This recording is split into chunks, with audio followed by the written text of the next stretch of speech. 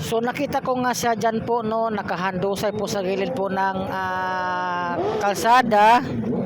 Kasi nga ay ang kanina kasi ay nag-ikot po ako para po nagpapakain po ng mga istre. Tapos nakita ko nga siya dyan, sabi daw niyang vendors dyan na si kuya, kanina daw ay sinipa-sipa daw kayo na ng bata po yan hanggang sa napunta sa dyan sa gilid ng kariton niya.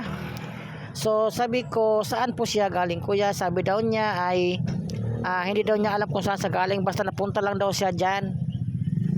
Kaya agad ko siyang hinawakan at tinignan po yung kanya pong kanyang mukha ay parang yung isang mata niya ay parang bulag pero nagmumuta po siya, no. So sabi ko kay kuya, pahinga ko ng karton para po siya ay malagay po sa karton kasi nga wala po tayong dalang kulungan or cage kasi nga nag-ikot-ikot nga po ako para magpapakain po ng mga istre. So dinala ko nga po siya dyan, no, at nilagay ko muna siya sa isang tindahan na wala na po nagtitinda kasi nga ay naghanap po ako ng makakain niya at saka karton na para po mapaglagyan doon po siya ilagay sa karton.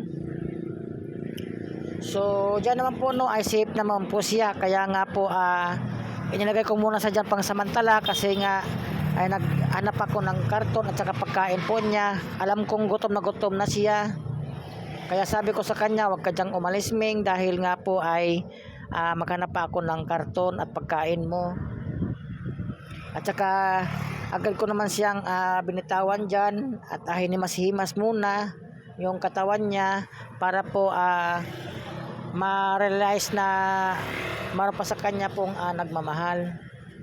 So yan nga po, no, halos hindi na po siya makalakad at ayun nga po, kinakumuha na po ako ng karton at inilagay na po sa dyan. So sa ngayon po, no, ay safe na po siya sa akin at saka yung pusa ay nandito po sa akin po, no. So gusto ko sana siyang dalhin sa bit pero wala po tayong pangbit sa kanya. Sana nga po may tumulong po